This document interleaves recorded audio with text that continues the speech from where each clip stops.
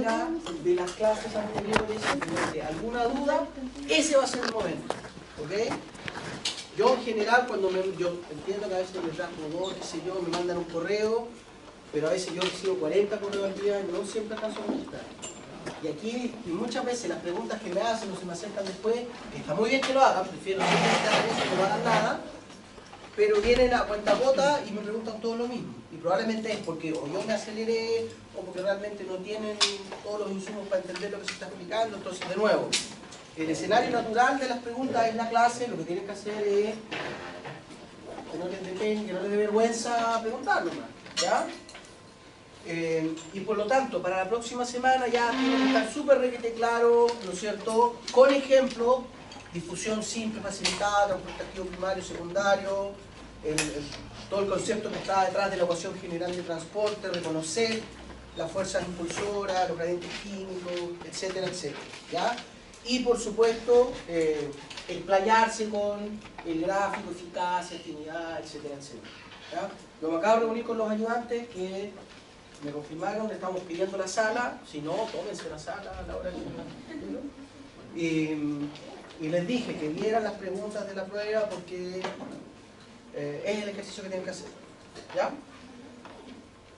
Habiendo dicho eso, entonces ahora vamos a empezar a hablar de todo lo que tiene que ver con lo que es ahora el flujo del agua, ¿no es cierto? La característica, recuerden, una de las características del agua es que si bien es un solvente, se comporta como un solvente, ¿ya? Entonces, muchas de las cosas que hemos hablado de el transporte de solutos a través de la membrana también se explican, perdón, transporte de solutos a través de la membrana. Algunos de esos conceptos se aplican para el agua, pero vamos a ir viendo que el movimiento de agua genera presiones, genera dilución de las concentraciones, por lo tanto disipa algunos gradientes y hay algunas consideraciones que hay que tener presente. Por lo pronto, estos tres conceptos, en el mundo ideal del profesor Vara, ustedes debieran ser buenos en definirlo de manera precisa, corta. ¿Qué es lo que es osmosis? ¿Qué es lo que es la osmolaridad? ¿Y qué es lo que es la presión osmótica? ¿Ya?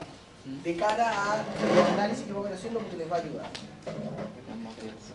El objetivo es, acuérdense que yo siempre cuando les ponga, me imagino que en todas las clases lo he hecho, el objetivo de la clase es a dónde están orientadas, ¿no es cierto?, las preguntas, lo que nos interesa como escuela que ustedes aprehendan, que tomen, ¿no es cierto?, de los conceptos que estamos viendo, ¿ya? Osmosis.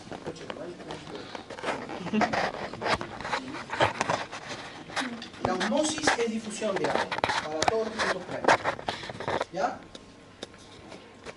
Por lo tanto, lo que estamos viendo es que es el solvente el que se mueve. Entonces, la característica que tiene es que se mueve en contra de la gradiente de los solutos. Es decir, si tenemos un ejemplo, el clásico ejemplo, ¿no es cierto?, una membrana semipermeable, eso supone que una membrana que separa el compartimento A y B, y tenemos más concentración de este soluto en el compartimento A versus el B. Y si la membrana es permeable al soluto X, ustedes debieran predecir que habrá un movimiento a favor del gradiente, hasta que se igualen los gradientes, de acuerdo a delta GRT, logaritmo de CB, partimos C. Si esta membrana es permeable al agua, ¿no es cierto?, ustedes debieran, ¿no es cierto?, tener la claridad de que va a haber un fenómeno osmótico, es decir, el agua se va a mover en contra de la gradiente de los solutos. ¿Sí? Cuando estamos hablando de los fenómenos, recuerden, entonces es una diferencia importante. Cuando hablamos de los solutos, la fuerza impulsora es la gradiente del soluto, de ese soluto. Entonces podríamos tener otro soluto aquí, pero si aquí hay más sodio, el sodio se va a mover hacia allá. Más sodio acá, ¿cierto? En el caso del movimiento del agua, es en contra del gradiente de los solutos. Es decir, el agua se mueve donde hay mayor concentración de sal. Y finalmente, en el escenario más grande, lo que ocurre es que si se mueve el agua hacia acá, este compartimento aumenta su volumen y se diluye esta concentración. Entonces finalmente llegamos al mismo escenario final, se igualan las concentraciones. ¿Sí? Entonces lo primero que quede claro es que la osmosis la vamos a definir como un flujo neto de agua, un movimiento neto de agua de un compartimento a otro. Indefectiblemente la osmosis sí tiene que ocurrir en presencia de membranas. No hay, recuerden que hablamos de difusión simple, puede ocurrir en un contenedor en que no haya membrana. El ejemplo de una gota de azul de metileno o ¿no es cierto?, el té cuando se va diluyendo en la taza. Ahí no hay membrana y uno ve una difusión. Cuando hablamos de difusión osmótica, se precisa que haya un gradiente de solutos y por lo tanto se requiere que haya una membrana. ¿Ya? Y entonces, ¿no es cierto?, vamos a ir definiendo ciertos conceptos en virtud de lo que está ocurriendo. Primero, lo más evidente, lo que hemos estado diciendo nosotros. ¿Cómo observamos que hay un fenómeno osmótico que está ocurriendo osmosis? Precisamente por el cambio, ¿no es cierto? Hay un cambio en la altura, en el volumen del contenedor. Entonces las condiciones para este caso en particular, ¿no es cierto?, es una membrana permeable al agua, pero no a los solutos. Si fuera permeable a los solutos, el soluto se movería al compartimento que está menos concentrado. ¿Sí? Eso debería estar claro.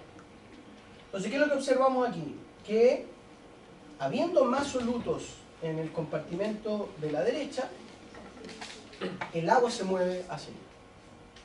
Y el fenómeno se puede cuantificar porque observamos un aumento del volumen en el compartimento de mayor solubilidad. ¿Sí? Entonces una manera de cuantificar los fenómenos osmóticos es o mido la altura, el delta H que se genera, H siendo altura, o puedo medir la presión que va a ejercer el agua sobre el contenedor a medida que va entrando. ¿Sí?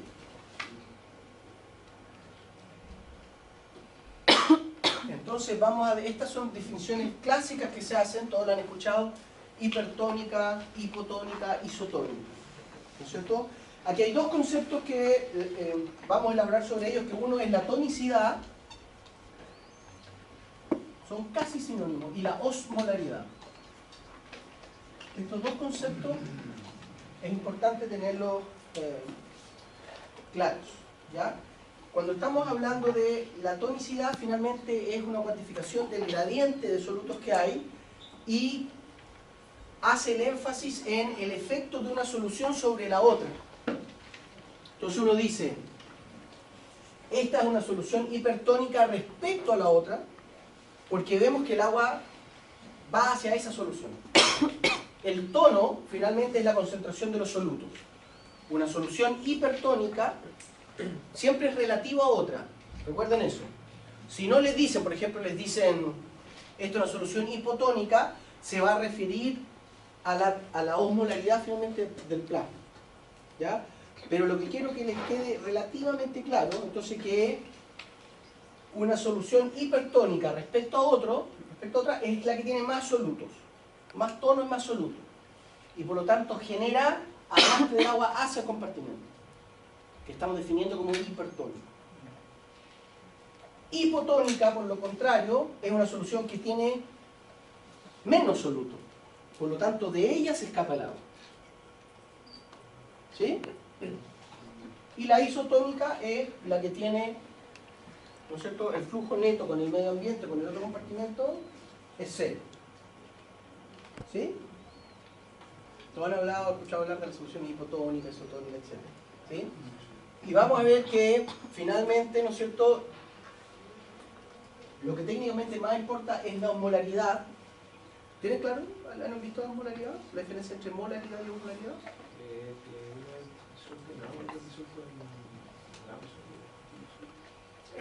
No, es casi. Tiene que ver con las concentraciones de sales y con las concentraciones de los electrolitos que se generan de esas sales. Esa es la diferencia, que es lo que quiero que veamos. ¿No? Esto es para poner un ejemplo de cómo se cuantifica la osmosis. Membrana semipermeable al solvente, pero no al soluto. Mayor concentración de soluto, ustedes, avesados fisiólogos, dicen, bueno, el agua se va a mover en contra del gradiente de los solutos. Por lo tanto, vemos, ¿no es cierto?, este movimiento neto que implica un aumento en la columna de agua, un aumento del volumen. ¿Ok? Lo que yo puedo hacer entonces en este segundo compartimento es ponerle una tapita conectada a un manómetro. y puedo medir la presión que ejerce el agua, ¿no es cierto?, al entrar a este compartimento. ¿Sí? La presión está directamente relacionada con el volumen, ¿sí?, a temperatura constante, etcétera, etcétera. Por lo tanto, en vez de elevarse la columna de agua, ejerce presión y yo puedo medir esa presión. ¿Sí? Y a esa presión es la que vamos a llamar la presión osmótica de la solución. ¿Sí? La presión que hay que ejercer, que en este caso ejerce el manómetro, para evitar que suba la columna de agua, que es una medida directa de la presión, es la que llamamos la presión osmótica. Y la llamamos presión osmótica porque es la presión que están generando los solutos que están disueltos en este compartimento. Ellos son los que determinan que el agua entre y por lo tanto genere la presión. ¿Sí? Estos son ejemplos que es la otra manera de medir la presión osmótica, medirla al igual como medimos, ¿no es cierto?, la presión atmosférica en milímetros de mercurio, ¿no es cierto? Aquí es la misma idea. Si ponemos una bolsa de celofán que es permeable al agua con mucha azúcar adentro, dentro de un suelo fisiológico, el agua va a entrar y ustedes verían como el agua, por capilaridad, está subiendo. Y esta altura va a ser proporcional a la presión osmótica ejercida, ¿no es cierto?, en ese compartimento. ¿Sí? ¿Queda claro eso? Eso es lo que llamamos la presión osmótica. Y lo que quiero que hagamos es que definamos, ¿no es cierto?, qué es lo que es la presión osmótica. Y aquí hay una ecuación relativamente sencilla, que es medio reverberante, ya la vamos a hacer, que se llama la ecuación de Van Hoff, ¿no es cierto?, que nos dice que la presión osmótica es proporcional a la concentración osmótica. Entonces tenemos que definir lo que es la osmolaridad primero. Esto es constante inicial de los gases, temperatura absoluta, en fin. ¿Sí? Lo que quiero que quede claro es que la presión que ejerce el agua sobre el contenedor, el estrés mecánico que sufre una célula, está determinado por los solutos que tiene la célula. Mientras más concentradas están las sales, más agua le va a entrar y más presión se... y tanta puede ser que se revienta la célula. Si la membrana no es capaz de contener toda contener, ¿no es cierto?, ese volumen de agua. Ahí lo importante es recordar entonces que la presión osmótica, dado el carácter electronegativo de la célula, ¿se acuerdan que lo dijimos en la clase pasada, ¿no es cierto?, hay una tendencia a que entren los cationes. ¿Sí? Y cada vez que entran cationes también van a tender a entrar agua. ¿Ya? Entonces si aquí hay un ambiente negativo, y aquí hay transportador, lo que sea, va a tener una tendencia a entrar cargas. Y si aquí se empiezan a acumular los solutos, el agua va a tender a entrar. Porque va a empezar a haber más solutos en esta zona. Entonces las células en general, en condiciones fisiológicas, están sujetas a una gran presión hidrostática, si quieren verlo así. Totalmente, el símil que uno puede hacer es con precisamente la presión arterial, ¿no es cierto? Todos tienen claro que ¿no es cierto?, si agarro una katana y le corto la cabeza aquí a Pablo, ¿no es cierto?, saldría un chorro de sangre que pegaría en el techo, ¿sí? Porque hay mucha presión dentro de las cañerías, las arterias. Pero ahora si uno hace el símil, las células están con mucha presión hidrostática adentro. Y de hecho esa presión uno la puede cuantificar y es casi 7 atmósferas. No se sabe, pero eso es mucha presión. Cuando uno hace, por ejemplo, ¿alguien ha hecho buceo alguna vez? ¿Sí? Cuando uno baja 10 metros de profundidad, ya tiene una atmósfera extra sobre el sistema. Tiene 2 atmósferas, la a nivel del mar y otra más. Y eso genera una presión en el tímpano, genera que el traje se comprima, etcétera, etcétera. ¿Ya? La presión que tiene una célula, la presión mecánica que siente, es equivalente a estar buceando a 70 metros de profundidad. Que realmente, de hecho, es una presión tan grande que los buzos se meten con un aire comprimido, y el aire comprimido lo que hace es permitirles expandir la caja torácica, porque es tanta la presión de la columna de agua, de 70 metros de agua que tienen, que a uno no le da los intercostales para hacer la expansión. Por eso el aire tiene que estar comprimido, para contrarrestar esa otra presión. Esa es la presión que sufren las membranas en condiciones basales, en estado estacionario. Nuestras células están sujetas a un estrés mecánico muy, muy grande. ¿ok? Los eritrocitos, porque en general cuando hablamos de células epiteliales como las duodenales que estamos hablando hace un rato, el hecho que estén, ¿no es cierto?, bien ordenaditas y con uniones estrechas, el epitelio le permite, ¿no es cierto?, aguantar mejor la presión, porque se distribuye la presión entre el epitelio. Pero células como los eritrocitos, como los glóbulos rojos, los glóbulos blancos, que están, ¿no es cierto?, son sistemas unicelulares en el plasma sanguíneo, están realmente muy presionados. Y además sufren presión cada vez que rebotan contra las paredes del endotelio, etcétera, etcétera. ¿Ya? Entonces el estrés mecánico es uno de los estresores más importantes que sufren nuestras células. ¿Ya? ¿Y de dónde nace eso? De la presión osmótica que tienen las células, porque tienen una gran concentración de sales en el interior. ¿Ok? Vamos a definir entonces osmolaridad, y de nuevo aquí hay que ser medio finito porque agudo, porque aquí se refiere el número de partículas osmóticamente activas, y es la diferencia entre la molaridad y la osmolaridad, es cuánto contribuye ese compuesto a la cantidad de solutos que está dando vuelta. Entonces, por ejemplo, la glucosa, que en el agua no se disocia, ¿no es cierto?, la exosa no se disocia, cada mol de glucosa es equivalente a unos mol. ¿Ya? En cambio, las sales en general, el cloruro de sodio, se disocia en ambos electrolitos. El catión, el ion positivo el sodio, y el anión, el ion negativo el cloruro. Por lo tanto, un mol de sodio aporta con 2 osmoles a la solución. Y eso es lo importante, porque recuerden que cada uno de estos son los que se hidratan, solvatan y empiezan a generar la presión. Eso es lo que es la ecuación de Van se conoce como el coeficiente de Van, que es cuando los iones se disocian y aportan. Sí, exactamente eso. El coeficiente famoso, sí. Sí. Pero aquí digamos, lo que quiero que quede claro es esa idea, ¿no es cierto? Entonces, uno tiene que conocer la naturaleza del compuesto. Si estamos hablando de una solución de glucosa 1 molar o 1 milimolar, eso sería 1 miliosmol por litro. Pero si estamos hablando de 1 milimolar de cloruro de sodio, estamos hablando de 2 miliosmoles por litro. ¿Sí? El cloruro de calcio, el calcio, un catión bivalente, se acompleja con 2 cloruros, con 2 aniones. Por lo tanto, 1 mol de cloruro de calcio genera 3 osmoles por litro. ¿Sí? ¿Entienden esa lógica, no? Y ahí está la diferencia entre molaridad y osmolaridad.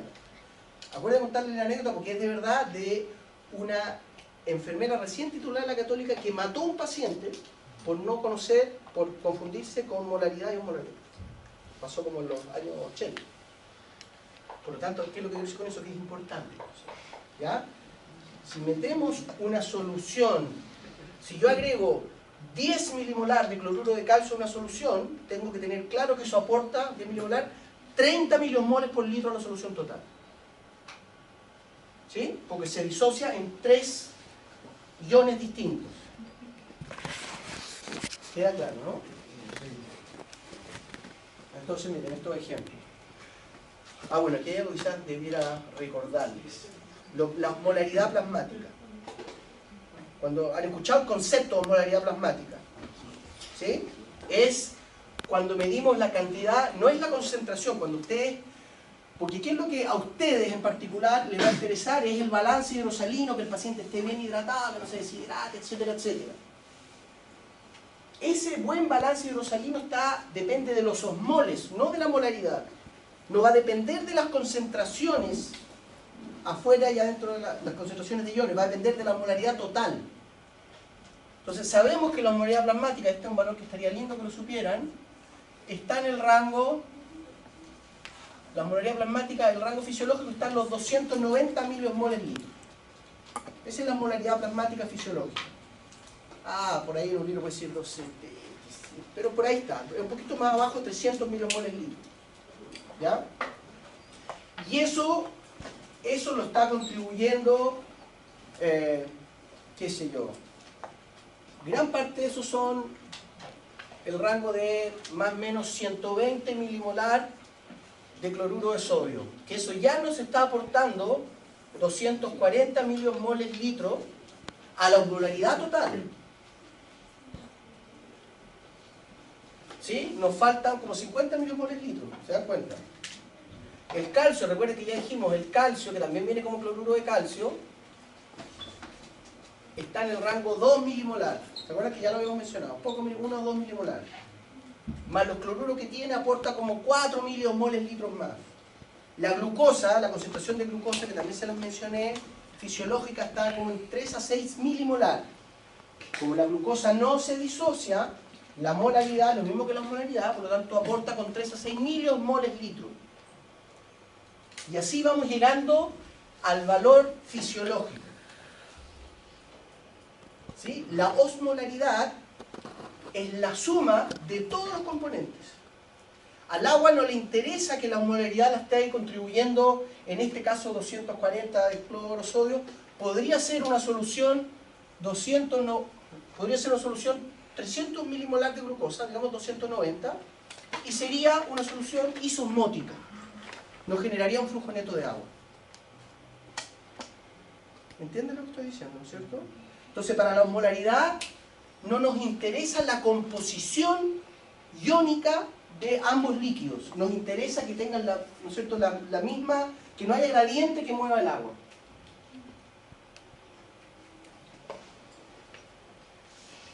¿Sí o no?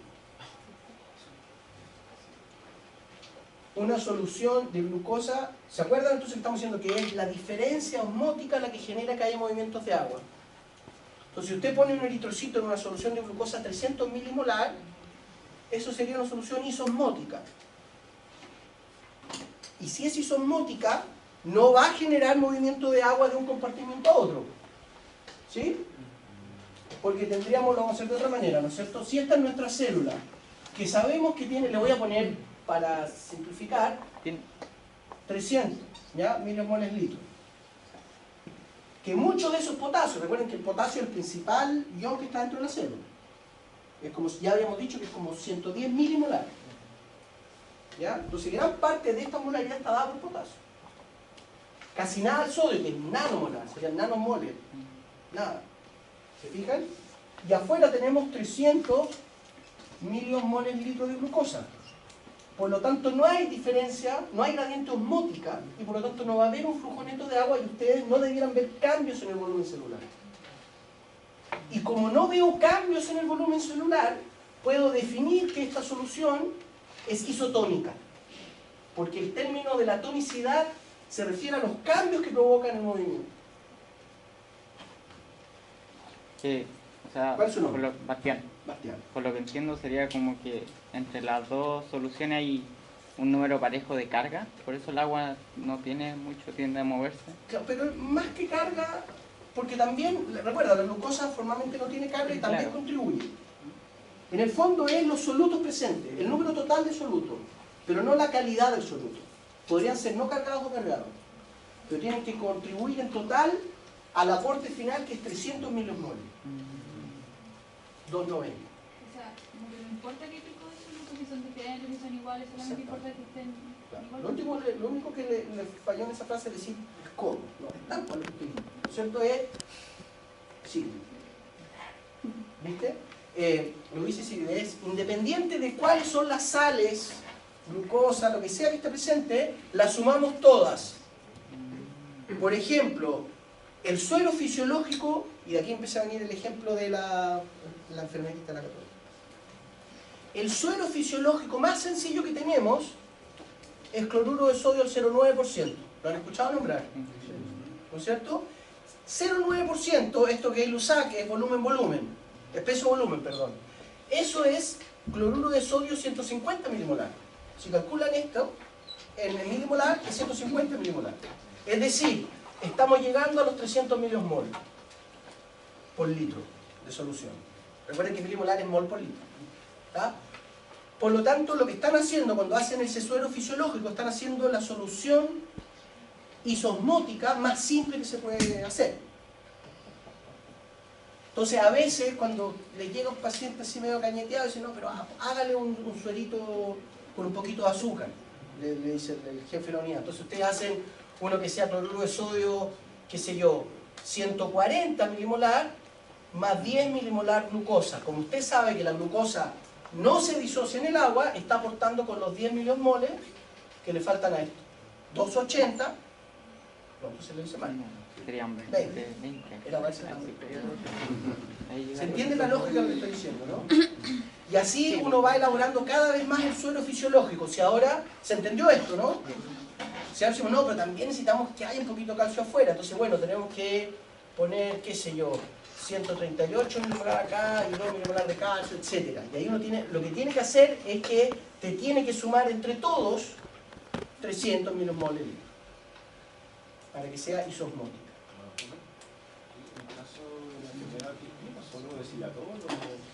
Lo que hizo la enfermera fue agregó una solución 300 milimolar. Confundió el concepto de molaridad con osmolaridad. Y 300 milimolar de cloruro de sodio es una solución espantosamente hiperosmótica. Y por lo tanto, si hay mucho más sal afuera, el paciente se deshidrató, le dio una diarrea espantosa, o le conectó, le hizo un litro de suero, lo conectó y se fue a hacer el turno, y el paciente se murió. Lo deshidrató severamente. ¿Se fijan? Porque no fue desprolija en el término. Entonces, sí, ¿cuánto es la molaridad? 300. A ustedes les va a pasar. Dicen, no, si la molaridad fisiológica es 300. ¿300 qué? Milimolar litro, porque si es 300 milimolar, nos vamos a la vez. ¿Ya? Entonces hay que tener claro ese concepto. ¿Ya? ¿Queda claro? Entonces, básicamente, las sales siempre se van a disociar. Y ahí lo que hay que reconocer es en cuántos electrolitos se disocia. Entonces, la más típica, el cloruro de sodio, se disocia en 2. Por lo tanto, molaridad multiplicado por 2 osmolaridad. Pero si es una sal como el cloruro de calcio, que son 3 iones, ¿no es cierto? Un calcio y 2 aniones, la molaridad del calcio la multiplicas por 3, porque ese es el número de partículas osmóticamente activas en la solución. ¿Sí? ¿Se entiende eso? Entonces uno tiene que velar porque las soluciones sean isosmóticas. Si son isosmóticas, entonces en este caso el flujo de agua necesita esto, delta H se refiere a la diferencia entre la osmolaridad del interior versus el exterior. ¿Sí? Eso es lo que, si este gradiente es 0, no hay flujo, estamos parados en ese punto. Y eso es lo que nos interesa, por ejemplo, cuando usted le hace un suero a un paciente.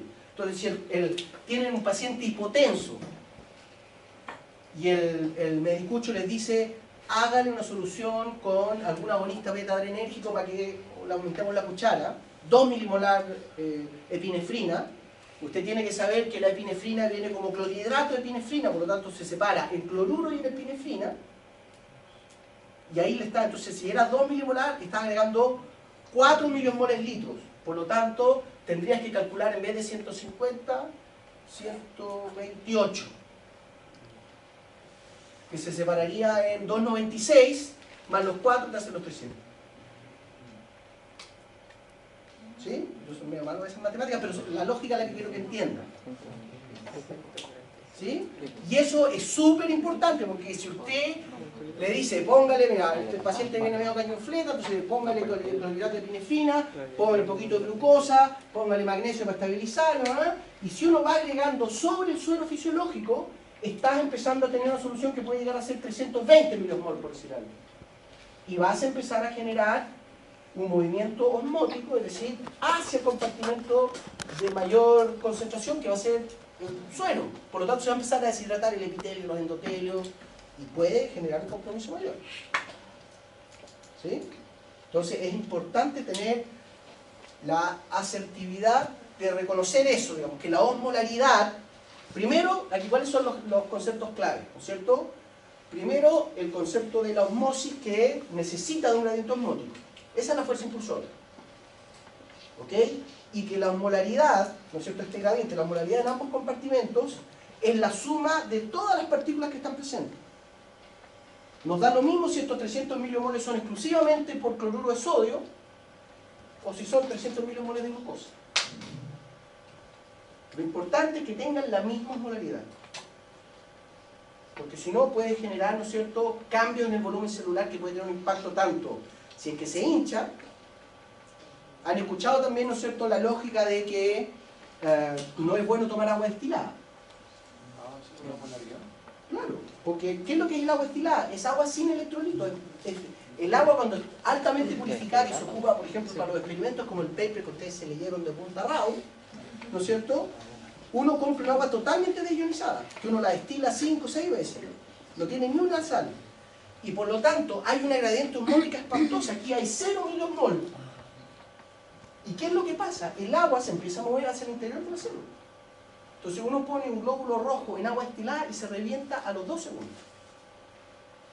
Porque esta gradiente es muy grande. ¿Se acuerdan cómo era el gráfico del flujo de agua? Es así. ¿De acuerdo? Es pésimo. Así.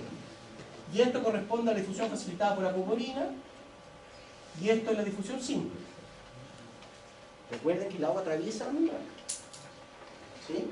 Por lo tanto, si esta gradiente es muy grande, 0 a 300, entra muchísima agua. Y si entra muchísima agua, la presión osmótica revienta la célula. ¿Sí? Eso sería como a nivel del esófago. ¿Qué pasa? ¿Se exploran? Empiezan a bañarse. Lo que pasa es que, claro, si uno se toma, no sé, un vaso de agua destilada, no es que ¡pah! Va a reventar así. No. Pero puede llegar a reportar dolor de guar, y es porque algunas células de los epitelios se empiezan a romper y se descascaran literalmente. Pero si uno está continuamente superfundiendo de manera intravenosa a un paciente con agua destilada, le va a provocar un daño severo. ¿Sí? ¿Entienden esa lógica? Entonces, aquí ahora lo que quiero tratar de explicar es la diferencia entre lo isosmótico, isotónico, hipertónico, hipotónico. ¿Ya? Si las soluciones son isosmóticas, no vamos a observar un flujo neto, que en realidad lo que uno observa es cambio en el volumen celular. ¿Sí? Lo que uno ve en la práctica cuando hace experimentos con los glóbulos rojos. ¿Por qué se hacen muchos estos experimentos con glóbulos rojos? Porque, recuerden el principio de la ciencia de máxima simpleza. ¿Se acuerdan cuántos glóbulos rojos hay por ml, por centímetro cúbico en la sangre? ¿Alguien sabe ese valor? 5 millones más o menos. O sea, con sacar una gotita de sangre, tenemos 5 millones de células en un centímetro cúbico, en un ml, todas virtualmente iguales, o sea, un N enorme, y una población muy homogénea. Entonces, un modelo muy bueno porque tenemos células aisladas en gran cantidad, todas muy parecidas. ¿Ya? Y se acuerdan que los eritrocitos, si uno los mira de lado, son así bicóncavos, ¿no es cierto? ¿Se acuerdan de esa idea? Uno los pone en una solución hipotónica, hiposmótica, como podría ser un agua destilada, ¿no es cierto? O cualquier solución menor a 270 milimoles litro, y empieza a verse más gotito. Empieza a hinchar, uno lo ve. Hasta que termina quedando con una pelota de básquet, bueno, con una pelota de básquet, pero queda totalmente esférico y se revienta. ¿Ya? Entonces, lo de la osmolaridad finalmente uno lo calcula, lo determina, ¿no es cierto?, en función de la composición de, por ejemplo, el suelo que uno está haciendo. Entonces tú dices que estas soluciones son isosmóticas, y si yo no veo cambios en el volumen celular, la defino como isotónica. Porque la definición de tonicidad se refiere al impacto de esa solución en la otra. Entonces una diferencia súper sutil finalmente. Entonces en estos casos, ahora lo vamos a ver que es un poquito más complicado, que sí hay ciertas diferencias, pero en los casos de la glucosa y de los electrolitos que no atraviesan la membrana, tonicidad y osmolaridad van de la mano. Una solución hiposmótica, si esta fuese 200 milimoles litros, va a generar que el agua se mueva para acá. Y cuando vemos que se movió y que esto empezó a crecer de volumen, dijimos, ah, entonces esta es hipotónica. ¿Entienden? Si no hubo cambio, ah, es isotónica. Y si este se chupó, digo, ah, esta es la hipertónica. El agua se movió hacia afuera de la celda. Entonces yo la defino, la tonicidad, por el efecto que tiene esa solución sobre el otro compartimento. Esa solución generalmente es el suero experimental, lo que usted hace para el paciente, y el compartimento en la célula. ¿Sí? No sé si puse este ejemplo con usted, probablemente no, porque recién estamos hablando de esto. Cuando se habla de, por ejemplo, el Gatorade y todas estas bebidas isotónicas, ¿sí? Los reclames están mal hechos. Dicen, hidrátate, toma. El Gatorade no está hecho para hidratarte, es isotónica. Y te lo están diciendo. Lo que hacen es recomponerte la sal, que es igualmente importante. ¿No es cierto? Cuando uno transpira y queda así todo blanco, es que está perdiendo el cloruro, el magnesio, etc. Lo que hacen esas soluciones es restaurar el balance electrolítico, pero no te hidratan. Son isotónicas. Entonces está mal hecha la propaganda del producto. ¿Entiendes lo que digo, no? Una bebida isotónica no te hidrata. El agua de la canilla, cuando uno abre la llave potable, la tonicidad que tiene, la molaridad que tiene es como el rango 260. Es levemente hipotónica. Y esa sí hidrata. Si esta solución tiene menor osmolaridad, el agua se mueve a compartimentos que tienen más sales, que va a ser la célula. Entonces, para hidratar a un paciente, usted tiene que hacer una solución hipotónica, no isotónica. ¿Sí? Entonces, la tonicidad solo la defino cuando veo un efecto sobre el otro compartimento. Y finalmente, la comprobación experimental de que las osmolaridades están como tienen que estar. O sea, si yo estoy diciendo que esta es hipoosmótica y no veo cambios, digo, no, pues claro, en algo se equivocaron, le pusieron más sal de la que creyeron porque no es hipoosmótica. Pero si vemos que efectivamente esto se está inflando, digo, ah, esta es hipotónica, luego es hipoosmótica. Lo puedo comprobar, lo comprobé experimentalmente. ¿Sí? ¿Se podría decir entonces que el suelo fisiológico hidrata? ¿Siendo que se comporta como isotónico? El suero fisiológico en rigor no hidrata en condiciones fisiológicas. Lo que pasa es que muchas veces los pacientes llegan, cuando uno está con un poco de estrés, uno está levemente deshidratado. Entonces finalmente igual algo te hidrata. De hecho también, en rigor, cuando uno, lo que yo les dije es parcialmente correcto lo del Gatorade, porque cuando uno hace, no sé, se juega la pichanga, queda todo transpirado, perdió agua. Por lo tanto, está levemente hiperosmótico, porque obviamente si se deshidrata, esto se pierde agua, se concentra la sal. Entonces la osmolaridad sube un poquito. ¿Se fijan?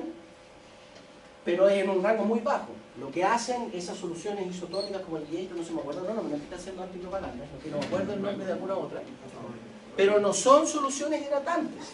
Algo hidratan si es que uno está deshidratado, pero el efecto neto es, te restituye el magnesio, el calcio, etc. ¿Profe, la cerveza hidrata o deshidrata?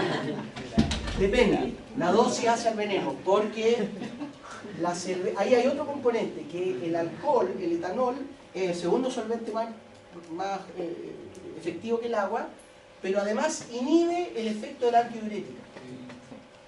Y de hecho alguna vez lo calculamos en el laboratorio, y hasta medio litro de cerveza, o sea un chop de cerveza, todavía hidrata. Pero ya dos chops, ya es porque sí. Y 3 chops, ya el efecto neto es que te deshidrata. Ahora, fan chop, ahí uno la va a ver. No, pero de nuevo, la dosis hace el veneno. Todos sabemos, ¿no es cierto?, esta gente asquerosa que toma cerveza, si uno toma mucha cerveza y termina yendo al baño y va perdiendo agua, ¿ya? Entonces, pero eso está calculado, una pregunta culturalmente muy relevante. Más o menos un chop te hidrata. Así que técnicamente tú te puedes decir, no, esta es hidratación. Pero uno nomás. El whisky. No, porque dijo que le robaron whisky. Claro, yo lo estoy viendo desde el punto de vista del experimentador, de lo que tú haces. Por ejemplo, yo te digo, lo que queremos, tenemos, imagínate, llega un niño de 2 días recién nacido, con una diarrea severa, deshidratado, medio hipotenso, etcétera, etcétera. Lo que queremos es hidratarlo. Entonces yo te digo, sí, haga 1 litro de suero que sea hiposmótico. Entonces tú haces, qué sé yo, cloruro de sodio en vez de 150 milimolar lo hace 120 milimolar. Para que sea isosmótico y genere una gradiente tal que mueva el agua hacia la célula. Y si vemos los signos de hidratación, decimos, ah, es hipotónico, estuvo bien hecho. ¿Sí? Pero entonces, ahora les quiero ver en qué casos tonicidad y osmolaridad no van de la mano. Entonces, miren, solución de esta frase ustedes deberían decir, ah, sí, cierto. 300 milimolar es isosmótica al medio intracelular. Sí, porque esta no se disocia, milimolar va a ser lo mismo que milimol el litro, está isosmótica, por lo tanto debiera ser isotónica, todo bien. Una solución, este fue el error de la chica de enfermería, solución de cloruro de sodio 300 milimolar, eso no es isosmótico, eso es 600 milimoles el litro. Es terriblemente hiperosmótica, por lo tanto va a deshidratar el tejido. El agua se va a meter donde hay más osmolaridad. Una solución de urea, bueno, en este caso sí, 200 milimolar es hiposmótica porque la urea no se disocia, por lo tanto es 200 milimoles de litro respecto al medio intracelular. ¿Sí? Si uno no les dice, si uno dice esta solución es hiposmótica, por defecto se está refiriendo a la osmolaridad plasmática. ¿Ya? Para que lo sepan. Ahora, ¿qué es lo que pasa en el caso... No sé si está aquí. El caso de la urea, lo vamos a poner de ese mismo ejemplo. La gran diferencia con la urea es que la urea, recuerden, es pequeñita y apolar, por lo tanto, atraviesa la membrana. ¿Sí? Entonces, tenemos una solución. Asumimos, ya la vamos a poner, 290 milimoles litro. La ponemos en la solución de urea, debía ser 290 milimolar. ¿Sí? Son soluciones isosmóticas. Pero ¿qué pasa si sabemos que la urea atraviesa la membrana? ¿Qué va a ocurrir? Va a haber movimiento, pero no va a cambiar el... ¿Qué? Va a atravesar por su propio gradiente de concentración. De aquí a acá hay una gran... Aquí virtualmente no hay urea dentro de la célula, es muy poca en el ciclo del nitrógeno. Por lo tanto, la urea va a entrar. ¿Sí? Y va a generar que esto rápidamente se haga hiperosmótica, por lo tanto, va a entrar agua también. Y va a reventar la célula. ¿Sí? En ese caso, esta solución es isosmótica, pero hipotónica. ¿Sí o no? Ahí está la diferencia. Y se da en el caso de glicerol, urea o lípidos que atraviesen la membrana. ¿Se fijan? Porque no hay que perder de perspectiva que si tenemos una gradiente de concentración, formación general de transporte, y no hay resistencia al movimiento, la urea siendo apolar y pequeñita va a atravesar, se va a mover. Entonces aquí tenemos un ejemplo entre la osmolaridad y la tonicidad no van de la mano. ¿Queda claro eso? Cuando hablamos de solutos que no atraviesan la membrana, electrolitos, básicamente cualquier tipo de ion, la glucosa, tenemos que descomponerlo. Pero ahí siempre se va a dar que cuando calculemos la osmolaridad y la tonicidad van a ir de la mano. Pero en el caso de la urea, lo que quiero que quede claro, o del glicerol, por ejemplo, otro compuesto apolar que atraviesa la membrana, hay que considerar la permeabilidad selectivamente. Y ahí sí se puede dar el caso de tener una solución, ¿no es cierto?, que es técnicamente isosmótica, pero al entrar urea genera un compartimento hiperosmótico y por lo tanto va a arrastrar el agua y por lo tanto va a ser una solución isoosmótica hipotónica por el efecto que generó. Acuérdense lo que digo, la tonicidad se define por el efecto que generó. ¿Se entiende? La velocidad de flujo en el caso de la solución de esa hipohipertónica va a depender de qué gran diferencia hay. Claro, claro. La velocidad de flujo va a depender de cuánta gradiente hay. Si es mucha la gradiente, va a reventar. En el caso de la urea 300 milimolar, los eritrocitos revientan casi, no sé, en menos de 5 segundos. Mi secreta esperanza es que vamos a hacer algunos de estos experimentos el próximo semestre. Cuando vamos a ser prácticos, estos temas los vamos a retomar, pero desde el punto de vista del balance de los electrolitos y el eje hipotálamo-riñón, reabsorción, ustedes ya se van a sentir más médicos, una que otra variable, pero vamos a retomar esto y vamos a hacer un práctico y van a ver estas cosas. Porque es importante que las vean porque en 2 años más se van a acordar de mí, pero se van a acordar del experimento. ¿Sí? Queda relativamente claro la diferencia entonces entre osmolaridad y tonicidad.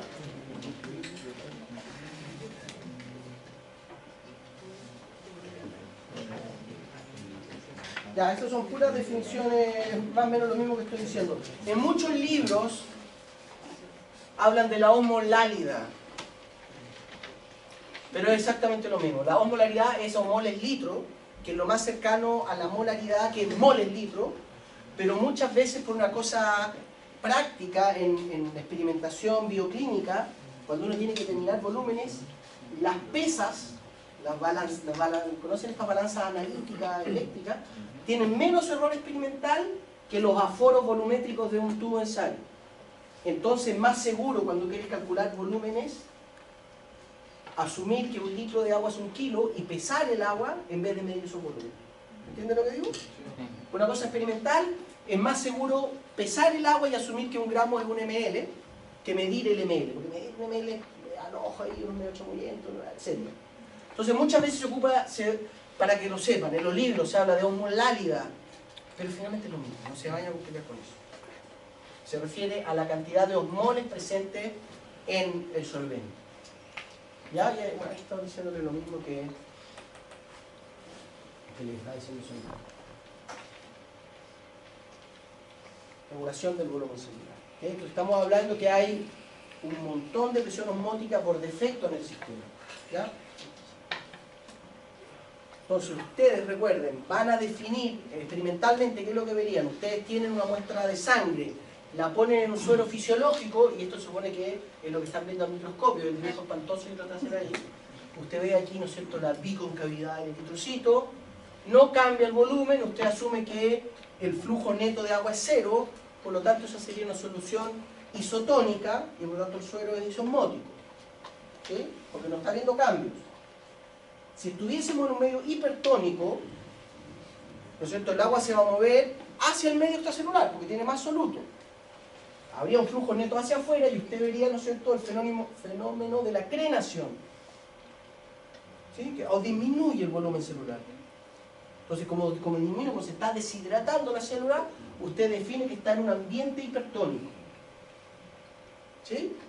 Y por el contrario, ¿no es cierto?, si lo que usted ve es que los eritrocitos se empiezan a hinchar, ¿no es cierto?, que algunos eventualmente se revientan, es porque les está entrando agua. Están en un medio hipotónico. ¿Sí? Entonces, bueno, ¿cómo se mueve el agua a través de las barreras biológicas? Recuerden,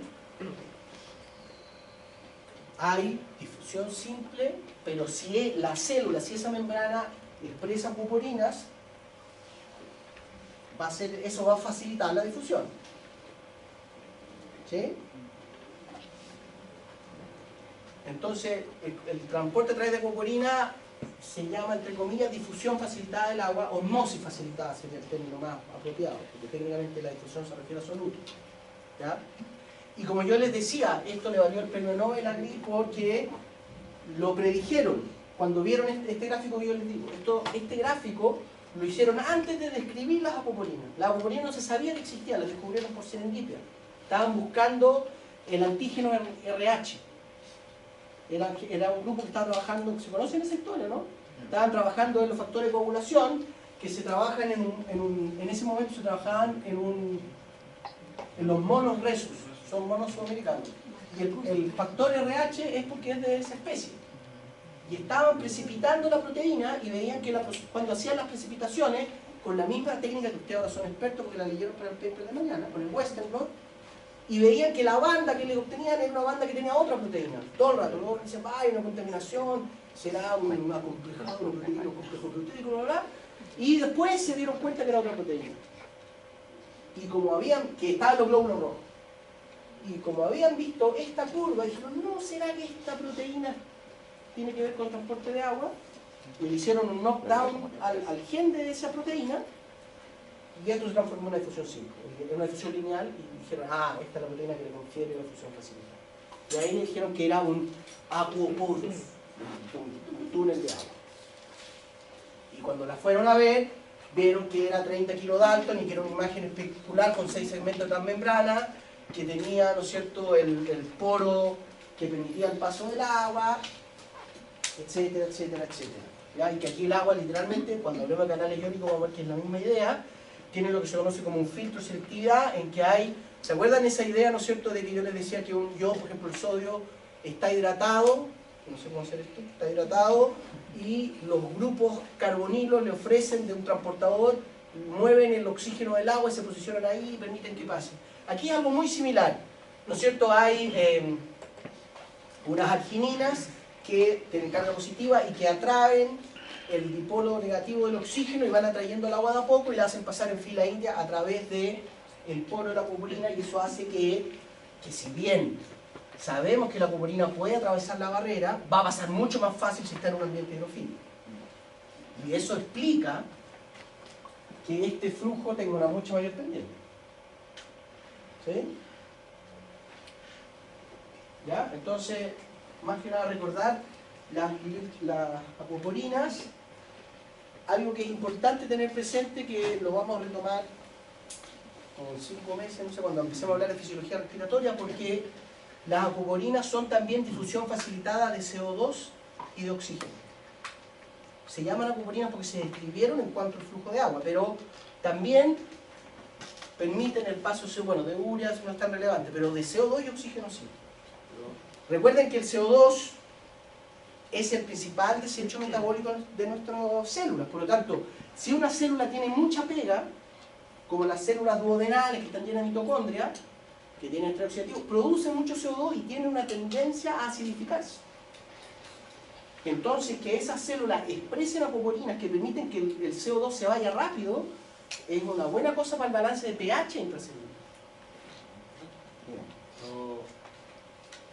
¿Qué no era que los gases pasaban por la membrana o cuando se refiere que pasó la membrana? Además, CO2 y CO2 y oxígeno tienen esta misma dinámica. Atraviesan la membrana, pero si hay apoporina les sale más fácil. Esa es la idea. ¿Ya? Bla, bla, bla. Vamos, después no les voy a dar la lata porque vamos a hablar, ¿no es cierto?, en detalle, pero acuoporinas en el túbulo contorneado distal, y probablemente nos vamos a leer un paper de eso, es el mecanismo de regulación de la hormona antidiurética, que es la que la cerveza le pega al chancazo, así que medio litro más. ¿Sí? Por ejemplo, en la viabilidad de una fecundación en el oviducto, depende que el batido ciliar en el oviducto, ¿no es cierto?, mueva esa capa mucosa que es muy poco viscosa y permite, ¿no es cierto?, que el óvulo y el espermatozoide se encuentren. ¿Okay? Aquí se expresan unas apoporinas que son esenciales para diluir esa glicoproteína, la mucina que forman ese moco y que permiten que efectivamente haya batido ciliar y que el óvulo y el espermatozoide se encuentren. ¿Okay? En general, en las vías aéreas también, en todos estos epitelios, ¿no es cierto?, el batido ciliar depende de una buena dilución de estas mucosidades, y la apoporina es esencial para ese tipo de funciones, ¿no es cierto? Pero ciertamente en términos de transporte transepitelial de agua, cuando uno toma agua, ¿no es cierto?, apoporinas aumenta muchísimo el efecto. Tanto así que es el mecanismo de la antidiurética de reabsorber agua cuando no está deshidratado. Bla, bla, bla. Aquí está el ejemplo. Así como les dije, estaría lindo que el mecanismo, glicemia, célula beta, GLUT 4, lo mismo con esto. Porque son mecanismos relevantes. Esto se los tiene que saber primero por cultura general y después por prestancia técnica de nuestro estudiante de medicina. ¿No es cierto? La variable regular en la deshidratación técnicamente no es el agua, es la osmolaridad.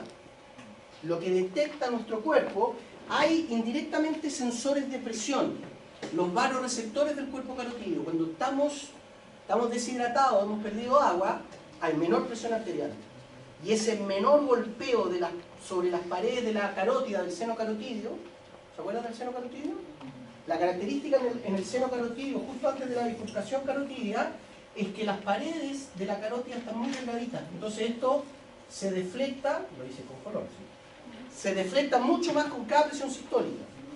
Y aquí hay neuronas mecanosensoriales que detectan esa distensión y que informan directamente al núcleo del tracto central, bueno, en fin, a los centros que controlan el ciclo cardiorrespiratorio. Entonces, uno podría decir que indirectamente aquí se mide el volumen, el volumen, la volemia, pero aquí lo que se está midiendo es la presión. ¿Ya?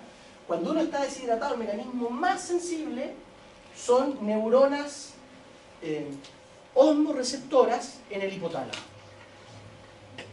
Y son tan sensibles que la osmolaridad puede caer 2 milimoles litro y se gatilla un cambio en la secreción de ADH. ¿Ya? Entonces, para que tengan claro eso, cuando hablamos del balance hídrico, en rigor es un balance hidrosalino. Y en rigor es cambios en la osmolaridad. Cuando estamos deshidratados, la osmolaridad, como hay menos agua, ¿no es cierto?, sube a 305, 306 milimoles litro. Y eso gatilla, entonces, un aumento de la osmolaridad gatilla desde el hipotálamo, ¿no es cierto?, ¿se acuerdan? Hipotálamo, adenohipófisis, neurohipófisis, bla, bla, directamente a las magnocelulares de la neurohipófisis, secreción de ADH o vasopresina, que es lo mismo. La vasopresina, que es un péptido relativamente estable en el plasma, rápidamente, ¿no es cierto?, difunde por todos lados, y en el túbulo contorneado distal, ¿se acuerdan de los nefrones? ¿Sí? En el contorneado distal, es decir, después que ocurrió toda la absorción proximal, cuando ya está a punto de transformarse en orina, se expresa, ¿no es cierto? Esto sería el ducto colector. Aquí estaría, ¿no es cierto?, el intersticio. Por aquí viene llegando la ADH.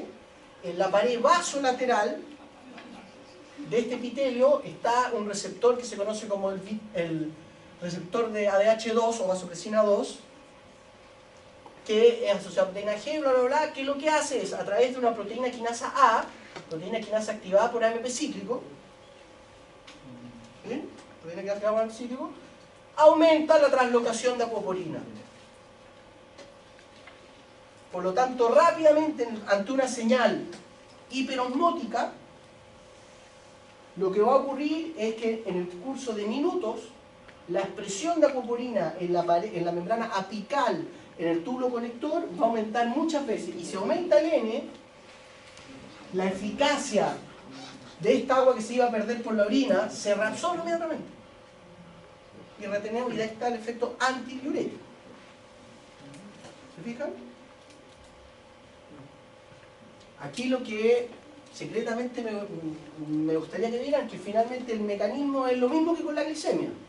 Entonces, hacer el parangón entre glicemia, osmolaridad, beta pancreática, neuronas osmoreceptoras del hipotálamo, secreción de insulina, secreción de ADH, translocación de GLUT 4, translocación de ADH, aumento de la reabsorción de glucosa, aumento de la reabsorción de agua. Pretty much the same. ¿Sí? El mismo mecanismo, apostar a una translocación. Por eso yo les hincho un poco que acordarse de translacionar, porque a eso le subimos un poquito el volumen y el cambio es sustantivo. Todos saben lo que es, ¿no es cierto?, la primera orina de la mañana, sobre todo cuando está agarrada, es concentrada, onda llena de sales, y después en la tarde, que si uno se toma unos litros de agua, es totalmente diluida. Con la vejez se desconecta, a medida que nos vamos haciendo viejos, nos vamos oxidando, se desconecta este mecanismo. Y los viejos se tienen que levantar 3, 4 veces a la noche a orinar, y eso no es por hipertrofia prostática, nada, es porque no tienen el efecto antidiurético trabajando óptimamente. Pero también le pasa a las veteranas, no solo a los veteranos. ¿Ok? Y de hecho, uno de los papers que vamos a leer, que yo lo que quiero proponer que lo leamos, es ese. O sea, no lo voy a proponer, lo voy a poner. Entonces, otro mecanismo de regulación en el cual es esperable que ustedes reconozcan la variable, reconozcan los sensores en el ASA, los efectores, la importancia de la translocación como un mecanismo rápido de respuesta a la perturbación, etcétera, etcétera. Que fue pregunta por alguna vez, estoy casi seguro.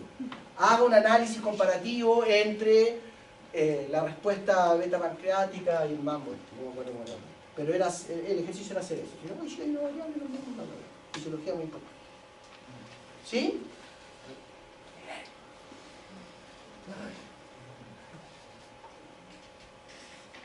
Bla, bla, bla. ¿Cómo mostramos experimentalmente la relevancia de la movilidad? Esto se hizo con... Voy a contar si lo... Modelos experimentales, el Xenopus. ¿Conocen un ratón que se llama el Xenopus, el ratoncito africano, el ratoncito con uña? ¿Han escuchado esa historia? Hay un modelo, mucho de lo que se sabe de fisiología celular se ha hecho en un modelo, para que sepan, se conoce como el Xenopus, que es un género de Xenopus levis, se escribe así, ¿ya? Es una rana que no tiene ciclo estival, sino que se reproduce todo el año, es muy bueno como modelo, pero la principal característica, que el ovocito es de casi 5 milímetros, o sea, realmente una célula enorme, que además tiene un polo vegetal y un polo animal muy claro. Entonces, de nuevo, si uno quiere hacer fisiología celular, modelo simple, una célula grande, entre una que mide 2 milímetros o una motoneurona que mide 100 micrómetros, nos vamos a esa, ¿sí? La más grande. Una pequeña idea por la rama chiquitita, porque esto también, en Chile se trabaja mucho con este modelo, y hay una historia en particular que un famoso bioquímico de la Chile, de la Facultad de Ciencias, Niemeyer, estaba ido a trabajar a Inglaterra, trabajaba 4 meses y volvía. Y en una de esas, con los permisos correspondientes, se trajo una partida de 100 Xenopus de esta rana. La rana africana, googleelo después la historia. Y Niemeyer llegó y por supuesto en el aeropuerto le cayeron con todo, le dijeron, no, aquí el impuesto, le cobraban como, qué sé yo, estoy inventando, $500 por rana. Entonces Niemeyer quedó viejo, dice, métanse la rana. Y en el aeropuerto, en Pudahuel, en Santiago, no hicieron nada mejor que tirar la rana a un charco en el arroyo de Peñalolén. Y la rana, esta rana que es de este porte, se come a los pirigüines de la rana chilena, la caudivérpera, que es la grandecita, esa que uno se come las patas. Pero esta rana está liquidando a todas las ranas chilenas y tenemos una epidemia de la rana africana o la ranita del sapo con uña. Ahí les voy a, para que la googleen, para no seguir extendiendo, pero es una rana que está básicamente desde Coquimbo hasta Aysén y está matando a las ranas chilenas porque su manera de subsistir es alimentarse de los renacuajos de las especies nativas de acá. Pero desde el punto de vista de la ciencia ha sido muy bueno porque estamos llenos de se hace mucho trabajo. La característica además que tiene el ovocito de Xenopus levis, el ovocito Xenopus, es que virtualmente en la etapa temprana, cuando se hace la recolección experimental, no expresa ninguna proteína membrana. Entonces tenemos una célula que es grandotototota, que virtualmente no expresa ninguna proteína membrana. Entonces es muy fácil venir con una micropipeta e inyectarle el DNA, por ejemplo, de una purpurina. Y después de un día vamos a tener esta célula llena de purpurinas expresadas en su membrana. Y de ninguna otra proteína. Súper modelo. ¿Te das cuenta? Entonces, cuando tenemos el ovocito de Xenopus sin apopurina y lo ponemos en una solución hiposmótica, pueden pasar 3,5 minutos, de hecho como a los 20 minutos recién uno empieza a ver que hay un efecto de hinchazón, que representa, ¿no es cierto?, que dada la gradiente osmótica el agua está entrando a través de la membrana. Pero si a ese mismo set de células, ¿no es cierto?, ahora le hacemos esta inyección del ADN, o en realidad muchas veces lo que se hace es del mensajero, pero le hacemos que exprese la popolina, en pocos minutos uno ya empieza a ver el efecto. Es decir, claramente la popolina está facilitando la entrada de agua, dado que hay un gradiente osmótico. ¿Sí? Esa fue la demostración que hicieron de que aquí iba a haber primero. Entonces, la regulación, esto va quedando claro, ¿no es cierto? Denle una vuelta, o que la próxima semana, si hay dudas, la resolvamos, ¿ya? Esto es importante, ¿no es cierto?, que lo recuerden que en el contexto de los tejidos es igual de relevante, ¿no es cierto?, en los epitelios renales, ¿no es cierto?, en el pericardio, en todas las células, ¿no es cierto?, el balance hidrosalino va a ser relevante, el turgor del tejido va a ser importante para su viabilidad, ¿ok? Y entonces lo que vamos a hablar es cómo nuestras células, ante cambios que hay en los balances iónicos, responden a los gradientes osmóticos que se generan, ¿ya? Y el primero es lo que se conoce como el equilibrio Gibbs-Donat, porque fue escrito por dos físico-químicos, que uno se apellidaba Gibbs y el otro se apellidaba Donat, ¿ok? Es lo que se conoce como la regulación isotónica del volumen celular. Isotónica porque las soluciones originalmente son isotónicas, ¿ya? Entonces, el ejemplo y esto también es bueno que lo logren entender porque va a ser la misma explicación, esencialmente la misma cuando hablemos de cómo se genera un potencial de membrana en una célula fetal. Entonces miren, tenemos dos compartimentos separados por una membrana cuya grasa, miren, son soluciones isosmóticas, ¿no es cierto? Hay 200 milimoles, 200 milimoles litros en cada uno, ¿sí? Por lo tanto, podemos decir que son isotónicos. Todavía no sabemos nada. La membrana es permeable al sodio, al cloruro y al agua, pero no a estos polianiones de las proteínas. Esto es un símil de lo que pasa con la membrana biológica, ¿ya? Entonces tenemos dos soluciones isosmóticas, no debiéramos ver, ¿no es cierto?, flujo de agua, por lo tanto debieran ser isotónicas, pero nos están diciendo que todos pasan, incluyendo el agua, excepto las proteínas. Entonces, ¿qué es lo que debiéramos esperar que ocurra? Entonces vamos a ver, decimos, bueno, el sodio debiera moverse, pero el sodio no tiene gradiente. Ergo, el sodio no arranca aquí ninguna cosa. P podría, pero no atraviesa la membrana, por lo tanto no contribuye. El cloruro nos está diciendo que permea y hay una gran gradiente química. Por lo tanto, ¿entienden, no? Aquí ustedes debieran ser capaces de analizar el escenario y decir, bueno, aquí el primer evento debiera ser una corriente, un transporte de cloruro neto hacia este compartimento. ¿Sí?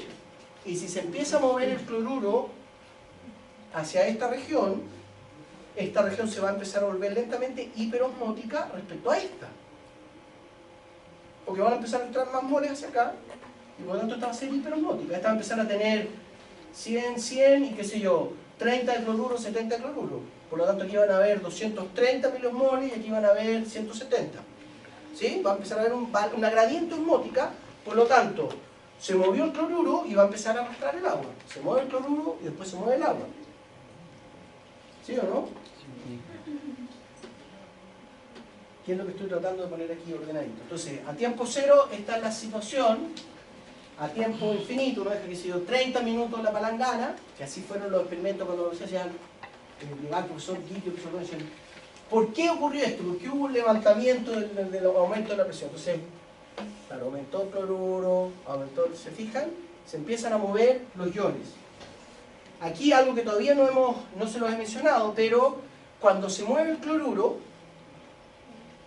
a todos les queda claro que se genera gradiente osmótico y mueve el agua. Pero además se genera un gradiente eléctrico. Aquí ambas soluciones son electroneutras. Por cada carga positiva hay una carga negativa. Pero en el primer evento, ¿no es cierto?, a tiempos infinitesimalmente pequeños, cuando con que se mueva una molécula de cloruro, ya va a generar un ambiente electronegativo acá respecto al compartimento B. ¿Sí? Y por lo tanto, si se genera un gradiente eléctrico, este ambiente negativo va a empezar a atraer a los iones sodio. No por gradiente químico, sino por el hecho de ser una carga positiva. ¿Sí? Entonces, cloruro arrastra agua y el gradiente eléctrico arrastra el sodio. Entonces llegamos a un momento en que tenemos acá mayor concentración de sodio, mayor volumen por la entrada de agua, ¿no es cierto? Y también vemos componentes de cloruro. Y que va a empezar a llegar a un balance en que se cancelan, por un lado, eso de nuevo. Lo vamos a ver cuando hablemos de la gradiente electroquímica en excitabilidad, pero aquí podría argumentar así, bueno, pero el cloruro, ¿por qué no sigue pasando? ¿No es cierto? Pero aquí lo que está pasando es que por un lado el cloruro tiene una gradiente química que favorece que se mueva hacia el compartimento A, pero hay una gradiente eléctrica que lo retiene, porque si aquí está electronegativo, siendo una carga negativa, va a haber una repulsión a ese ambiente. Por lo tanto se empieza a generar un balance de una energía libre química que lo mueve hacia allá, pero una energía libre eléctrica que lo jalona, lo retiene en ese compartimento. Lo mismo con el sodio. Uno podría decir, bueno, pero el sodio, ¿por qué no se empieza a mover para acá? Porque el sodio positivo no se siente cómodo en un ambiente más electropositivo. Entonces, si bien tiene una gradiente química, hay una gradiente eléctrica que lo retiene. Lo vamos a poner en ecuaciones, eso, y la vamos a derivar, y es la ecuación del proceso de membrana. Pero ahora quiero que conceptualmente entiendan esto, porque finalmente esto es lo que pasa en nuestras células.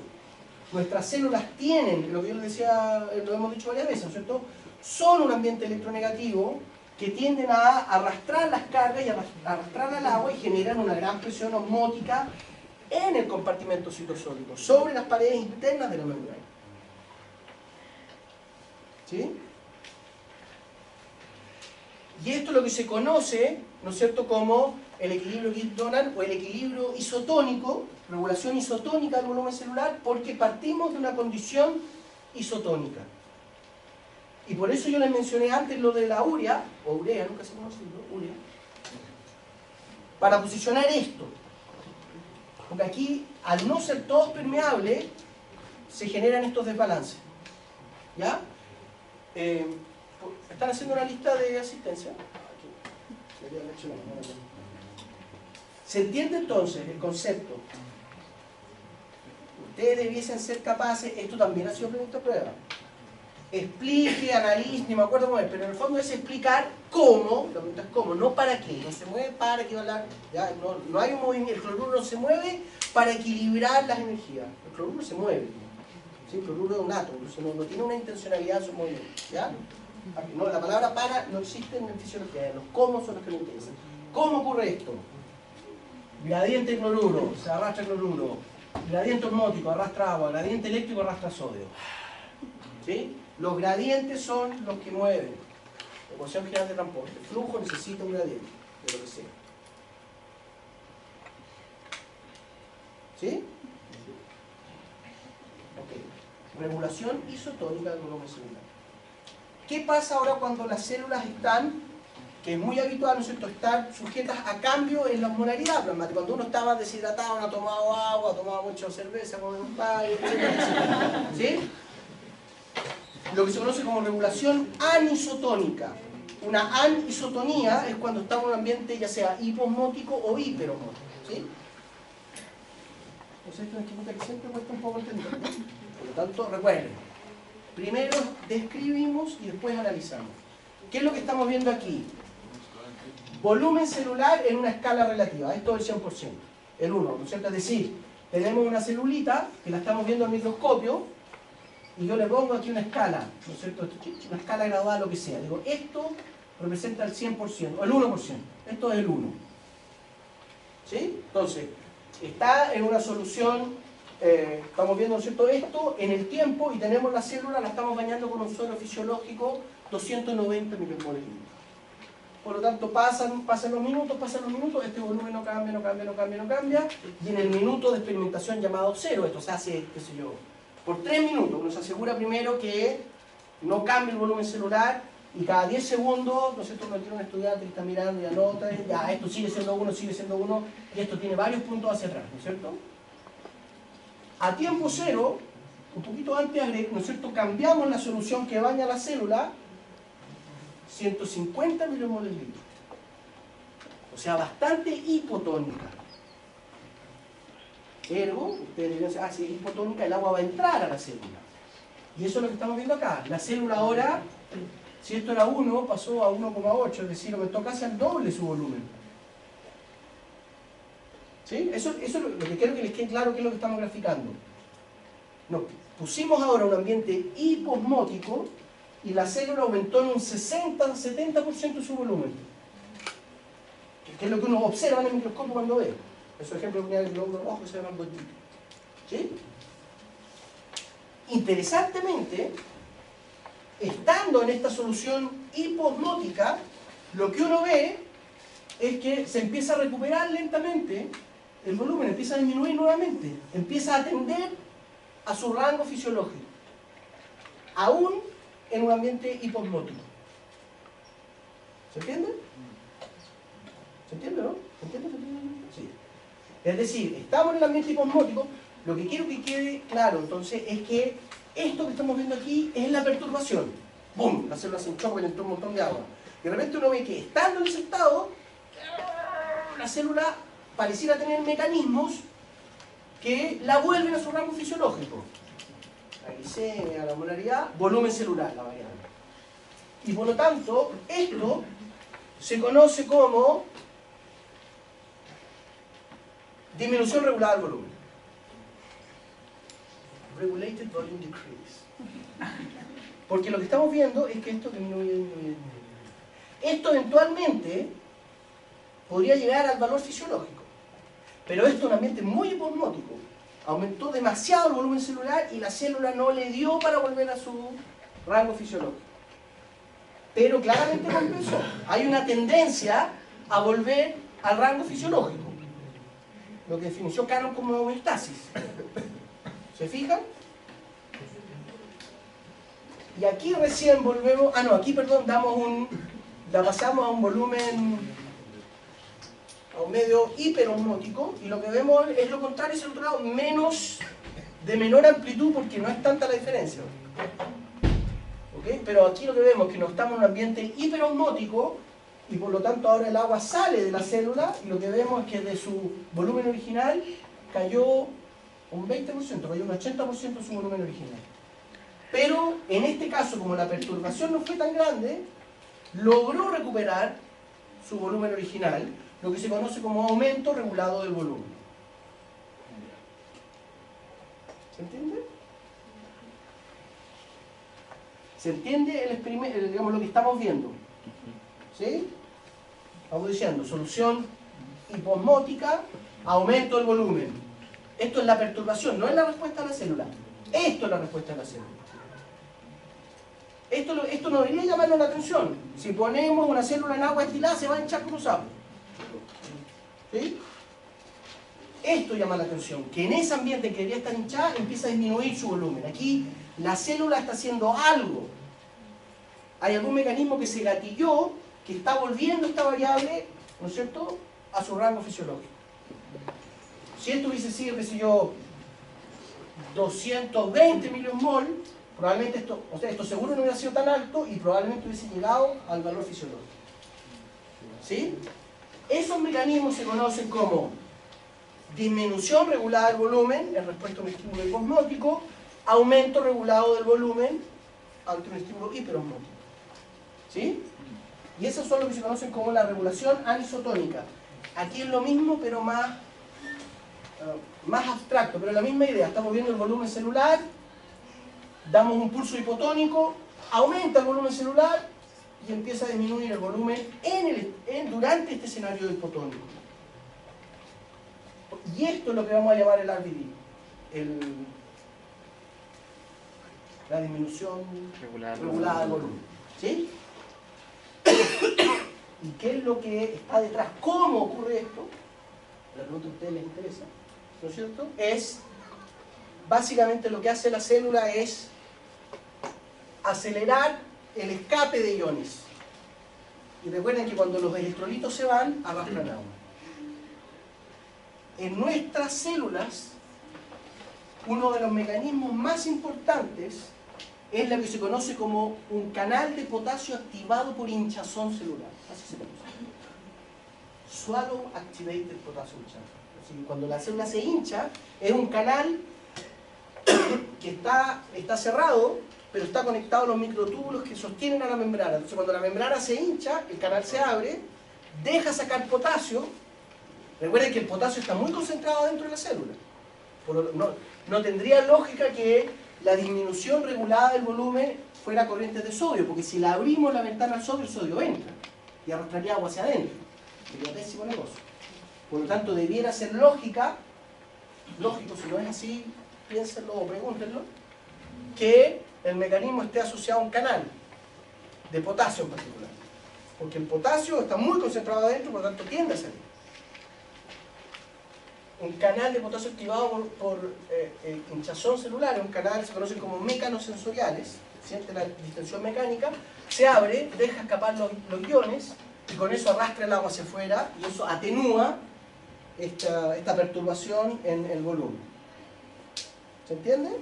También hay algunos transportadores, particularmente como el cotransporte potasio-cloruro, pero algo que también le vamos a dar una segunda vuelta, pero se lo menciono al tiro, una diferencia entre los canales y los transportadores, una diferencia muy importante en fisiología, es que los canales transportan muchísimos más iones. Porque finalmente el canal lo que hace es abrirse. Entonces cuando hablamos, por ejemplo, en la célula beta pancreática, falta un poquito, ¿440? 450. En la célula beta pancreática, ¿no es cierto?, tenemos este canal de potasio que... ¿Por qué estoy diciendo esto? Por la diferencia entre canal y no me acordé. transportador. No, cuando el canal de, ¿no es cierto?, cuando yo digo, se cierra el canal de potasio, se depolariza la membrana, se activan los canales de calcio, voltaje pendiente y entra un chorro de calcio porque hay una gradiente enorme. ¿Sí? Y básicamente ahí tenemos una gran energía que nos permite incorporar el calcio dentro de la célula y basta con que la célula abra el poro. En cambio, un intercambiador lo que hace es agarra un sodio, cambio conformacional, tomamos el calcio, segundo cambio conformacional, es muchísimo más lento.